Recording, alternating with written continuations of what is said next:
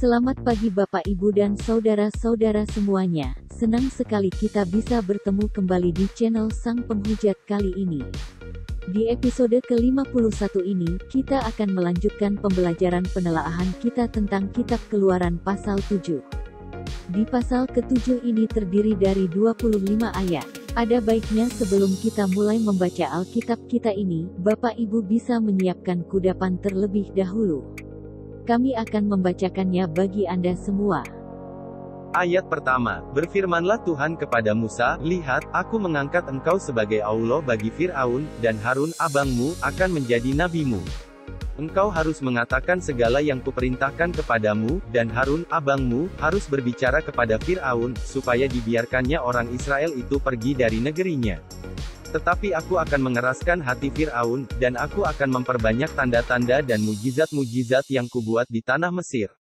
Bila mana Fir'aun tidak mendengarkan kamu, maka aku akan mendatangkan tanganku kepada Mesir dan mengeluarkan pasukanku, umatku, orang Israel, dari tanah Mesir dengan hukuman-hukuman yang berat. Dan orang Mesir itu akan mengetahui, bahwa akulah Tuhan, apabila aku mengacungkan tanganku terhadap Mesir dan membawa orang Israel keluar dari tengah-tengah mereka. Demikianlah diperbuat Musa dan Harun, seperti yang diperintahkan Tuhan kepada mereka, demikianlah diperbuat mereka. Di ayat-ayat ini, kita melihat bahwa Tuhan memberikan perintah kepada Musa untuk memberikan peringatan kepada Fir'aun apabila Fir'aun tidak mengindahkan ataupun tidak menuruti perkataan dari Musa, bahwa Tuhan akan mendatangkan hukuman kepada orang-orang Mesir ini. Kita lihat di ayat pertamanya ini. Aku mengangkat engkau sebagai Allah bagi Fir'aun dan Harun abangmu akan menjadi nabimu. Ini sungguh kontradiksi untuk ayat sebelumnya, di pasal sebelumnya, bahwa Musa lah yang menjadi nabi bagi Harun. Sekarang Harun menjadi nabi bagi Musa. Apakah dengan demikian kita berkesimpulan bahwa baik Harun ataupun Musa ini sama-sama nabi? Karena memang kedua ayat tersebut mengatakan demikian. Kedua-duanya diangkat oleh Tuhan sebagai nabi, saling menjadi nabi bagi yang lain. Dan sekarang juga kemungkinan akan menjadi nabi bagi Fir'aun sendiri di sini. Tetapi kita lihat di ayat ketiganya di situ. Aku akan mengeraskan hati Fir'aun. Lah, kembali saya ulangi. Kalau Anda memang waras dan pikiran Anda masih jernih, Anda tentunya mengerti bahwa di sini ada sesuatu yang janggal. Tuhan akan mendatangkan hukuman bagi orang-orang Mesir jika tidak mengindahkan ataupun menuruti perintah Tuhan. Tetapi di ayat ketiga, si Tuhan akan mengeraskan hati Fir'aun. Bukankah dengan demikian, sebenarnya Tuhan ini berkeinginan untuk menghukum orang-orang Mesir. Hanya omongannya dipelintar-pelintir, seakan-akan memberikan pengertian bahwa Fir'aun ini tidak mengindahkan, tidak menuruti perintah dari Tuhan melalui Musa dan Harun. Namun jika kita melihat di ayat ketiga, justru Tuhan inilah yang mengeraskan hati Fir'aun. Lantas bagaimana mungkin bisa Fir'aun menuruti perintah dari Musa dan Harun jika si Tuhan sendiri mengeraskan hati Fir'aun? Oh no! Semoga Anda nalar dengan pernyataan-pernyataan di Alkitab ini. Sesuatu yang sangat-sangat kontradiksi, dan nalar kita benar-benar diuji waras atau tidak.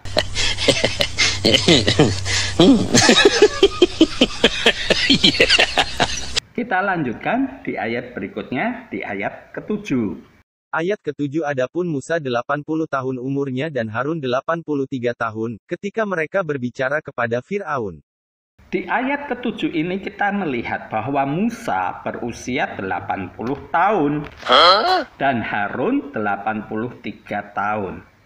Jika kita bandingkan dengan cerita sebelumnya, di pasal sebelumnya, bahwa Musa melarikan diri ketika dia habis membunuh orang Mesir, kemudian dia ke Midian bertemu dengan anak dari Yitro atau Rehuel, dan kemudian kawin punya anak. Lantas sekarang dia sudah berusia 80 tahun ketika berbicara kepada Fir'aun. Jika tenggang waktu antara bicara dengan Fir'aun ini kita kurangi dengan pertemuan Musa dengan si Tuhannya ini, berapa lama? Anggap aja jika Musa bertemu dengan Tuhannya ini tidak terlalu lama, kemudian dia pergi menemui Fir'aun, asumsi saya hitungannya mungkin hanya dalam hitungan bulan, tidak sampai setahun. Berarti ketika Musa bertemu dengan Tuhan di Gunung Horeb, ketika melihat semak terbakar, usia Musa pun sudah lanjut, hampir 80 tahun mungkin. Ya, kita anggap aja dia usianya 80 tahun ketika dia bertemu dengan si Tuhan itu. Seorang kakek-kakek naik ke gunung. Ini kita lihat apa ya? Kemungkinan memang kalau ranah tempat Musa bekerja ketika dia mengembalakan kambing domba, memang di areal pegunungan, memang hal itu sudah biasa. Sekarang pun kalau kita melihat penduduk di Indonesia yang tinggal di daerah pegunungan, usia mereka pun lanjut, mereka terbiasa naik turun gunung. Memang usia-usia mereka sudah di atas 70 tahun pun mereka masih kuat naik turun gunung. Namun menariknya begini, selisih usia antara Musa dengan Harun hanya 3 tahun. Dan kita tahu bahwa perintah Fir'aun sebelumnya ketika Musa belum lahir, Fir'aun tersebut memerintahkan dilakukan pembunuhan terhadap bayi-bayi pria orang Ibrani. Lantas, sekarang Musa telah mencapai usia 80 tahun. Kita lihat bahwa Harun pun selamat. Apakah itu kita bisa berasumsi bahwa perkataan Fir'aun tersebut yang lalu yang telah mati, yang memberikan perintah kepada orang Mesir untuk membunuh bayi-bayi orang Ibrani, ternyata tidak dilakukan. Itu tanda tanya bagi kita. Kemudian, kalau itu benar terjadi, maka seharusnya tua-tua Mesir yang ditemui oleh Musa dan Harun ini, berapakah usia mereka? Karena kalau kita melihat bahwa Musa dan Harun pun sebenarnya sudah termasuk tua-tua. Mau berapa tua lagi orang-orang yang ditemui oleh Musa dan Harun ini di Mesir ketika mereka berbicara kepada orang-orang Ibrani ini. Bukankah Musa dan Harun menemui tua-tua orang Israel? Lantas yang dimaksud tua-tua ini usianya berapa? Ini yang tidak kita ketahui dan memang tidak dituliskan. Inilah yang menimbulkan asumsi bagi saya bahwa cerita ini janggal. Lantas tua-tua itu apakah 100 tahun? 90 tahun? Jelas kalau kita berdasarkan cerita dari Fir'aun sebelumnya bahwa dia memberikan perintah untuk pembunuhan bayi-bayi pria, bayi laki-laki orang Ibrani, maka sepantaran Musa dan Harun ini sebenarnya sedikit bahkan tidak ada. Lebih banyak wanitanya ketimbang prianya. Nah ini nanti kita akan buktikan di cerita-cerita selanjutnya. Kita lanjutkan di ayat berikutnya, di ayat ke-8. Dan Tuhan berfirman kepada Musa dan Harun, apabila Fir'aun berkata kepada kamu, tunjukkanlah suatu mujizat, maka haruslah kau katakan kepada Harun, ambillah tongkatmu dan lemparkanlah itu di depan Fir'aun. Maka tongkat itu akan menjadi ular. Musa dan Harun pergi menghadap Fir'aun, lalu mereka berbuat seperti yang diperintahkan Tuhan. Harun melemparkan tongkatnya di depan Fir'aun dan para pegawainya, maka tongkat itu menjadi ular. Di sini kita melihat bahwa jika sebelumnya si Tuhan memberikan perintah kepada Musa untuk melemparkan tongkat di hadapan tua-tua Israel, kepada orang-orang Israel, dan tongkat itu berubah menjadi ular, sekarang tongkat itu dilemparkan oleh Harun. Dan Harun melemparkan tongkatnya di depan Fir'aun, maka tongkat itu menjadi ular. Jadi ini istilahnya berbagi tugas. Jika awal-awal Musa yang menunjukkan mukjizat, sekarang Harunlah yang dipilih Tuhan untuk melakukan mukjizat. Kita lanjutkan di ayat berikutnya, di ayat ke-11. Ayat ke-11 kemudian Fir'aun pun memanggil orang-orang berilmu dan ahli-ahli sihir, dan mereka pun, ahli-ahli Mesir itu, membuat yang demikian juga dengan ilmu mantra mereka. Masing-masing mereka melemparkan tongkatnya, dan tongkat-tongkat itu menjadi ular, tetapi tongkat Harun menelan tongkat-tongkat mereka. Tetapi hati Fir'aun berkeras, sehingga tidak mau mendengarkan mereka keduanya seperti yang telah difirmankan Tuhan. Nah, di sini kita melihat sesuatu yang menurut saya janggal juga. Kita lihat bahwa Fir'aun memanggil orang-orang berilmu dan ahli-ahli sihir, dan mereka berbuat demikian dengan ilmu mantra mereka. Mereka melemparkan tongkat dan jadi ular. Tapi tongkat Harun menelan tongkat-tongkat mereka. Ini sesuatu yang membuat saya berpikir, sebenarnya orang-orang ahli-ahli sihir maupun orang-orang berilmu di Mesir ini bodohnya bukan main.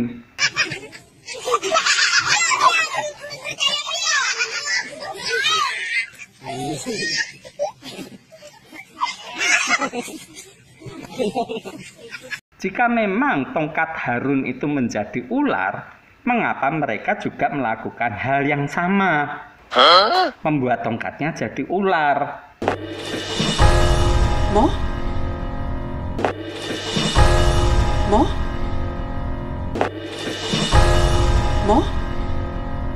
Sebodoh-bodohnya anak SD jika melihat tongkat Harun jadi ular, bukankah lebih bagus jika anak ini melemparkan tongkatnya menjadi harimau, menjadi burung elang, burung garuda, atau mungkin yang paling mudah jadi kucing.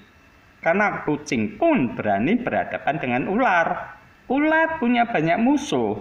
Mengapa tidak dipilih binatang lain? Mengapa justru di sini mereka pun ahli-ahli sihir dan juga orang berilmu di Mesir ini melakukan hal yang sama, menjadikan tongkatnya jadi ular. Ini membuat saya sedikit merasa bahwa ini cerita yang memang dari awal tidak beres. Atau berdasar asumsi saya yang lain menunjukkan begini, bahwa jika Musa dan Harun menyatakan, memberikan klaim kepada orang-orang Mesir bahwa mereka diperintah oleh Tuhan, sesembahan mereka, maka orang Mesir tanpa harus mengandalkan Tuhan, Tuhannya orang Mesir tentunya yakni dewa matahari, mereka pun mampu membuat hal yang sama seperti yang dilakukan Musa dan Harun. Oh no!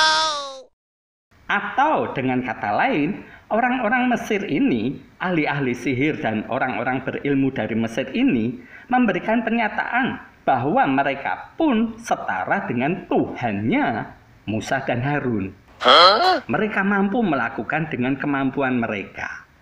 Nah, ini tinggal Anda berpikir, lebih enak mana? Asumsi yang pertama atau asumsi yang kedua? Asumsi yang pertama bahwa memang orang-orang di Mesir ini bodohnya bukan main, tolol.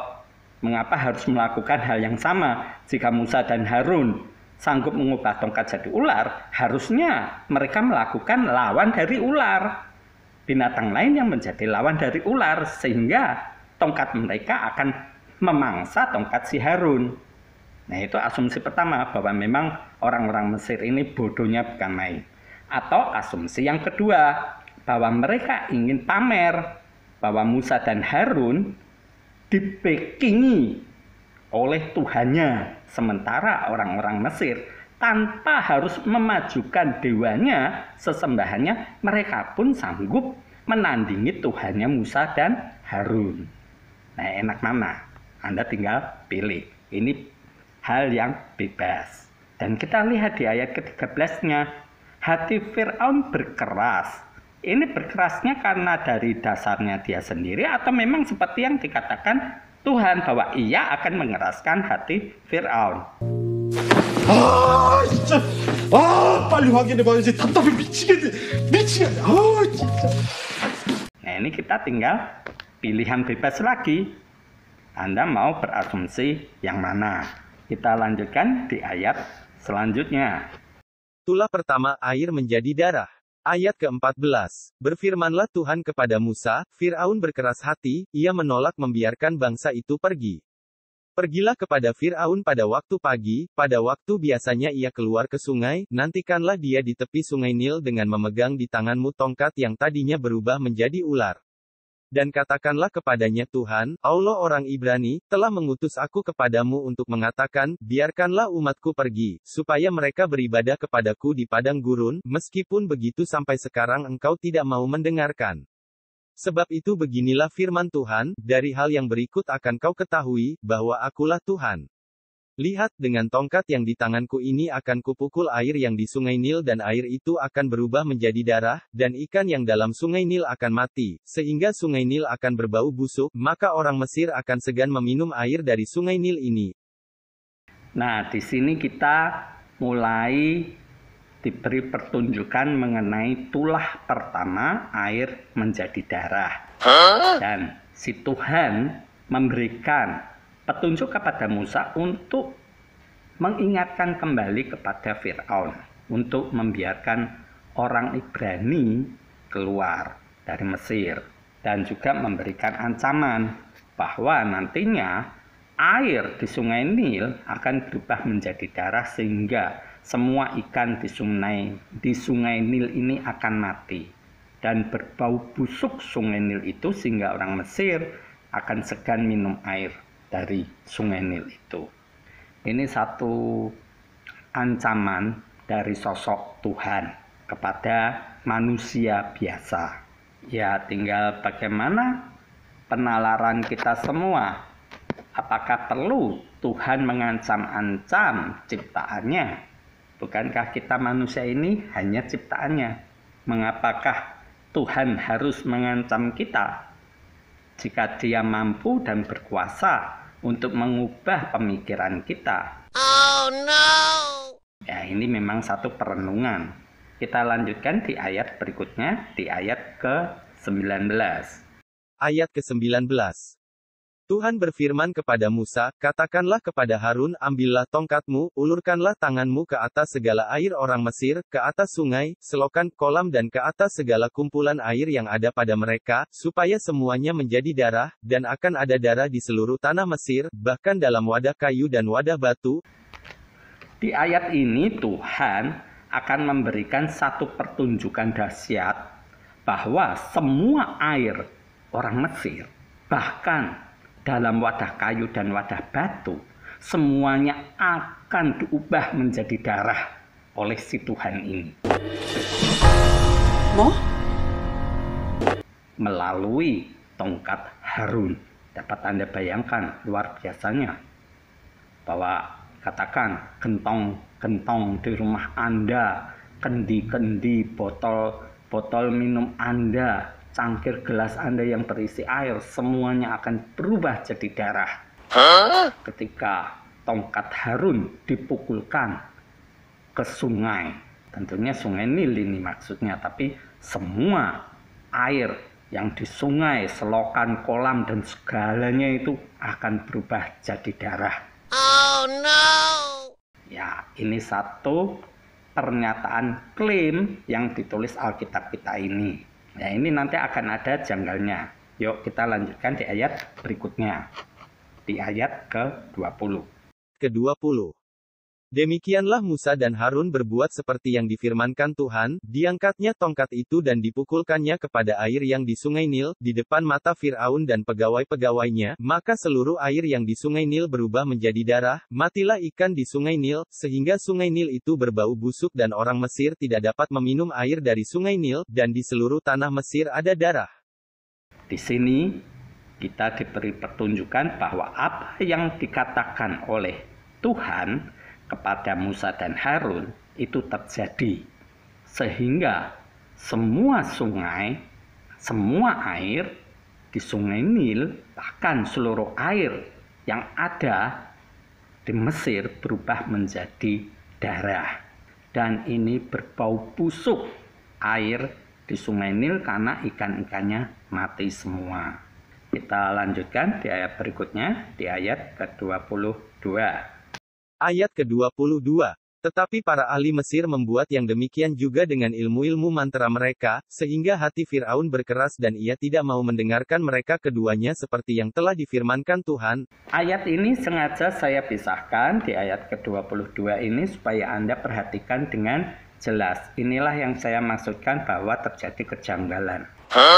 Para ahli Mesir membuat yang demikian juga dengan ilmu-ilmu mantra mereka. Bagaimana mungkin? Ini jadi pertanyaan. Ayat ini jelas ngawur, atau yang berceritanya memang ngawur. Entah bagaimana cara Anda akan berasumsi Anda merenungkan hal ini. Para ahli Mesir membuat yang demikian juga dengan ilmu-ilmu mereka, ilmu-ilmu mantra mereka. Jelas tidak mungkin terjadi. Karena apa? Air semuanya di Mesir berubah jadi darah. Bagaimana mungkin ahli Mesir ini bisa berbuat demikian juga? Air mana lagi yang akan diubah jadi darah oleh mereka? Ini cerita konyol yang luar biasa.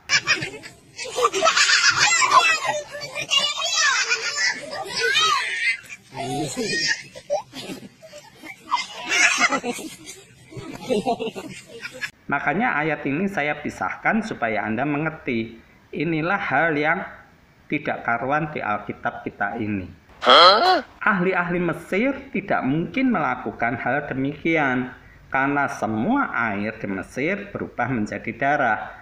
Kalau ayat ini benar, maka ayat sebelumnya menjadi tidak benar. Berarti tidak semua air di Mesir berubah jadi darah. Nah, tinggal Anda pilih yang benar ayat sebelumnya atau ayat ini. Kalau ayat sebelumnya memang demikian, berarti ayat ini bohong. Ada kebohongan di dalam Alkitab kita ini. Nah, tinggal Anda nalar Anda waras atau tidak. Cuman itu saja. Anda menerima cerita ini atau tidak. Pilihan bebas. Kita lanjutkan di ayat berikutnya, di ayat ke-23. Ayat ke-23. Fir'aun berpaling, lalu masuk ke istananya dan tidak mau memperhatikan hal itu juga.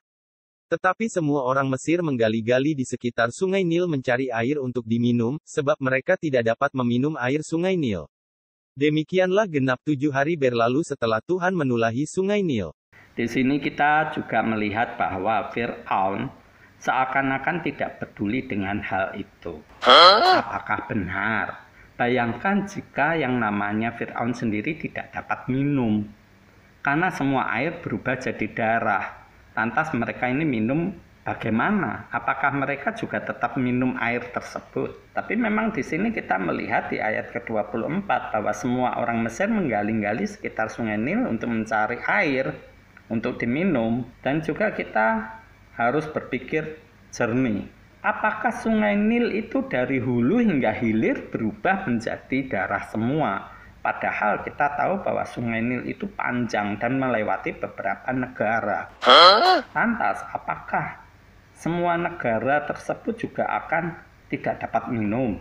Jelas Mesir bertetangga dengan negara lain. Yang paling dekat adalah Gerar. Kita masih tentunya ingat cerita mengenai Abraham, mengenai Ishak. Ketika mereka mengungsi karena ada kelaparan, pergi ke Mesir, ke Fir'aun.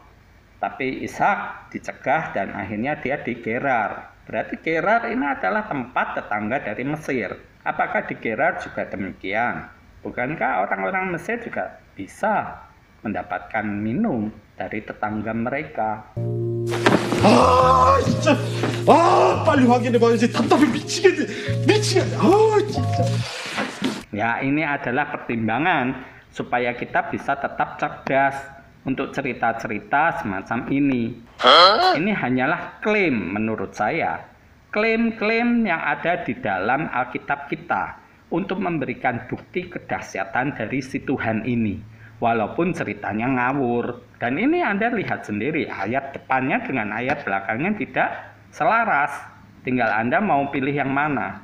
Inilah ke-25 ayat yang telah kita baca di pasal ke-7 Kitab Keluaran. Kita telah menyelesaikan pembacaan ayat demi ayat di Kitab Keluaran pasal 7 ini, Bapak Ibu Saudara sekalian. Semoga apa yang telah kita teliti, kita telaah, dan kita cermati ayat per ayat ini dapat semakin mencerdaskan kita untuk mengerti apa maksud dari cerita ini.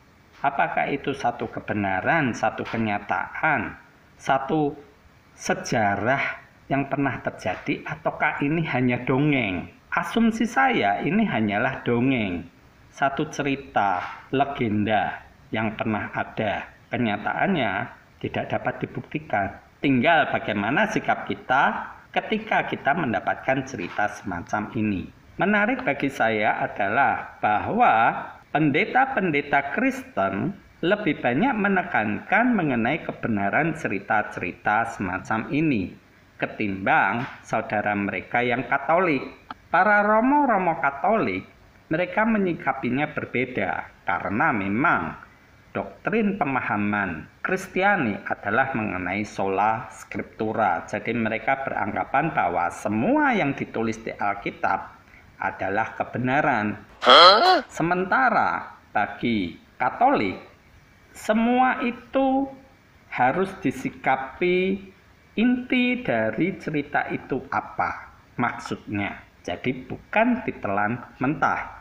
Sehingga Katolik tidak menganut prinsip sola scriptura. Walaupun mereka mendasarkan semuanya kepada Yesus sebagai Tuhan. Semoga apa yang telah kita bahas, kita teliti, kita telaah ayat per ayat ini makin membuat kita waras dan cerdas tentunya. Dan saya mengucapkan banyak terima kasih untuk segenap perhatian yang Bapak Ibu telah sediakan untuk menyaksikan video-video di channel Sang Penghujat ini. Kita akan bertemu kembali di episode mendatang. Sekali lagi terima kasih. Shalom.